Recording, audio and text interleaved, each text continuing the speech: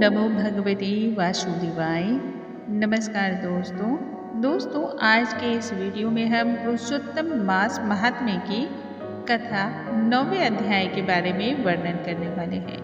पुरुषोत्तम मास में जो भी भक्त इस कथा को श्रवण करता है अथवा पठन करता है या दूसरे को सुनाता है, उसे अनंत पुण्यों की प्राप्ति होती है। आइए कथा का हम श्रवण करेंगे। सर्वप्रथम हम भगवान श्री गणेश का ध्यान करेंगे, जो कि हमारे प्रथम पूज्य देवता हैं, और उसके बाद कथा का प्रारंभ करेंगे। श्री वक्रतुंड महाकाय सूर्यकोटि समप्रभा निर्विघ्नं कुरु मे देव सर्वकार्येषु सर्वदा। ओम नमो भगवते वासुदेवाय। सूत जी बोले, तदंतर विस्मय से युक्त नारद मुनि ने मेधावी ऋषि की कन्या का अद्भुत वृत्तांत पूछा। नारद जी बोले, हे मुने, उस तपोवन में मेधावी की कन्या ने बाद में क्या किया और किस मुनि श्रेष्ठ ने उसके साथ विवाह किया? श्री नारायण बोले, अपने पिता को स्मरण करते करते और बार बार शोक करते करते उस घर में कुछ काल उस कन्या का व्यतीत हुआ। युद्ध से भ्रष्ट हुई हरिणी की तरह घबराई शून्य घर में रहने वाली दुख रूप अग्नि से उठी हुई भाप द्वारा बहते हुए अश्रु नेत्र वाली जलते हुए हृत कमल वाली दुख से प्रति क्षण गर्म श्वास लेने वाली अति दीना घिरी हुई सर्पनी की तरह अपने घर में संरुद्ध अपने दुख को सोचती और दुख से मुक्त होने के उपाय को न देखती हुई उस किशोरी को उसके शुभ भविष्य की प्रेरणा से संतावना देने के लिए उस वन में अपनी इच्छा से ही पर क्रोधी, जिनको देखने से ही इंद्र भयभीत होते हैं, ऐसे जटा से व्याप्त साक्षात शंकर के समान भगवान दुर्वासा ऋषि आए। हे नारद, भगवान कृष्ण ने राजा युधिष्ठिर से कहा कि हे राजेंद्र, वह दुर्वासा ऋषि वही हैं जिनको आपकी माता कुंती ने बालपन में प्रसन्न किया था। तब उन सुपूजित महर्षि ने देवताओं को आकर्षण करने वाली विद्या माता कुंती को प्रदान की थी। और हे भूपाल, एक बार रुक्मणी के साथ जाते समय मैंने उन्हें रथ में बिठा लिया था। मार्ग में दोनों को प्यास ने सताया तो रुक्मणी ने अपने सूखे अधरों और तालू को दिखाकर मुझे जल लाने को कहा। मैं जल के हेतु पदाघात करता हुआ चला और रुक्मणी के प्रेम के वशीभूत मैंने भोगवती नाम की नदी को उत्पन्न किया। तब वही भोगवती ऊपर से बहने लगी। अनंतर उसी के जल से रुक्मणी की प्यास को मैंने बुझाया।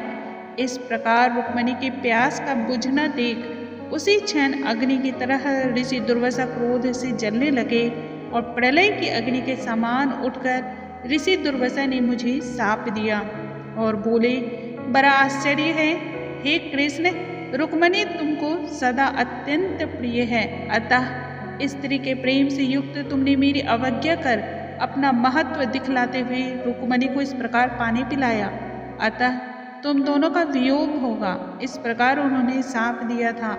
हे युधिष्ठिर, वही यह दुर्वासा मुनि है, साक्षात रुद्र के अंश से उत्पन्न दूसरे काल रुद्र की तरह महर्षि अत्रि के उग्र तप रूप कल्प वृक्ष के दिव्य फल, पतिव्रताओं के सिर के रत्न, अनुसूया भगवती के गर्भ से उत्पन्न अत्यंत मेधा युक्त दुर्वासा नाम के ऋषि, अनेक तीर्थों के जल से भींगी हुई जटा से भूषित सिर वाले साक्षात तपोमूर्ति दुर्वासा ऋषि को आते देख उस ब्राह्मण कन्या ने शोक सागर से निकलकर धैर्य से मुनि के चरणों में प्रार्थना की।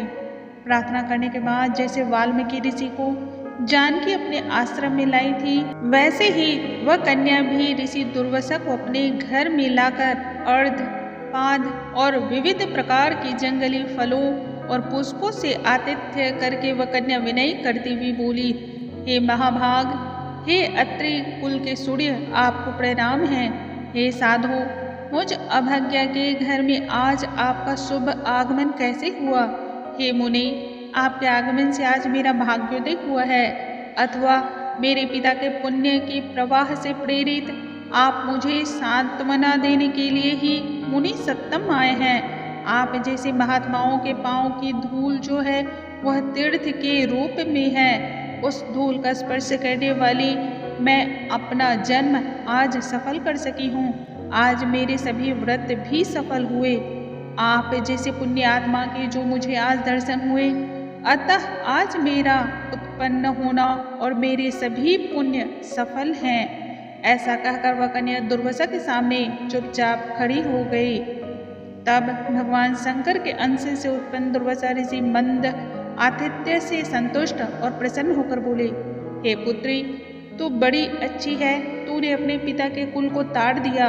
यह मेधावी ऋषि के तप का फल है जो उन्हें तेरी जैसी कन्या उत्पन्न हुई। तेरी धर्म में तत्परता जान कैलाश से मैं यहाँ आया और तेरे घर आकर तेरे द्वारा मेरा पूजन हुआ। हे वरारोहे, मैं शीघ्र ही बद्रिकाश्रम में मुनीश्वर सनातन नारायण देव के दर्शन के लिए जाऊंगा, जो प्राणियों के हित के लिए अत्यंत उग्र तप कर रहे हैं। महर्षि दुर्वासा को संतुष्ट एवं प्रसन्न देखकर ब्राह्मण कन्या बोली, हे ऋषिराज, आपके दर्शन पाकर मेरा शोक समुद्र सूख गया। अब इसके बाद मेरा भविष्य उज्जवल है, क्योंकि आपने मुझे संतावना दी है। हे मुनि, मेरी बड़ी भारी ज्वाला युक्त दुख रूप अग्नि को आप नहीं जानते हैं। हे दया सिंधु, हे शंकर, उस दुखाग्नि को शांत कीजिए। मेरे विचार से हर्ष का कोई भी कारण मुझे दिखलाई नहीं देता। ना मेरी माता है, ना ही पिता और ना ही भाई हैं जो मुझे धैर्य प्रदान करते। अतः दुख समुद्र से पीड़ित मैं कैसे जीवित रह सकती हूँ। जिस जिस दिशा में देखती हूँ वह दिशा मुझे शून्य ही प्रतीत होती है। इसलिए हे तपोनिधि, मेरे दुख का निस्तार आप शीघ्र करें। मेरे साथ विवाह करने के लिए कोई भी तैयार नहीं होता है। इस समय मेरा विवाह ना हुआ तो मैं शूद्रा हो जाऊंगी। इसी भय से ना मुझे निद्रा आती है और ना भोजन में मेरी रुचि होती है। हे ब्राह्मण, अब तो मुझे मृत्यु के अतिरिक्त कोई और मार्ग नहीं दिखाई देता। ऐसा कहकर आंसू बहाती हुई वह कन्या ऋषि दुर्वासा के सामने चुप हो गई। तब ऋषि दुर्वासा कन्या का दुख दूर करने का उपाय सोचने लगे। तब नारायण बोले, इस प्रकार मुनि कन्या के वचन सुनकर और इसका अभिप्राय समझकर बड़े क्रोधी मुनि दुर्वासा ने उस कन्या का कुछ हित विचार पूर्ण कृपा से उसे देखकर सारभूत उपाय बतलाया। इस प्रकार से पुरुषोत्तम मास के महात्म्य 9वें अध्याय का समापन होता है। दोस्तों, जो भी भक्त इस कथा का श्रवण करता है उसे हरि नारायण की, बद्री नारायण की कृपा की प्राप्ति होती है। बोलो श्री नारायण की जय। ओम नमो भगवते वासुदेवाय। स्वामी नारायण नारायण हरि हरि। जप लो नारायण नारायण हरि हरि। रट लो नारायण नारायण हरि हरि। हरि हरि हरि हरि। दोस्तों, अगले वीडियो में हम सुनेंगे 10वें अध्याय के बारे में, जो कि उतना ही ज़्यादा महत्वपूर्ण है। और जो भी भक्त इस महत्ता को समझ लेता है उसके जीवन के ऐसे कोई भी कष्ट नहीं है जो भगवान श्री हरि की कृपा से दूर नहीं होते हैं। तब तक के लिए नमस्कार दोस्तों।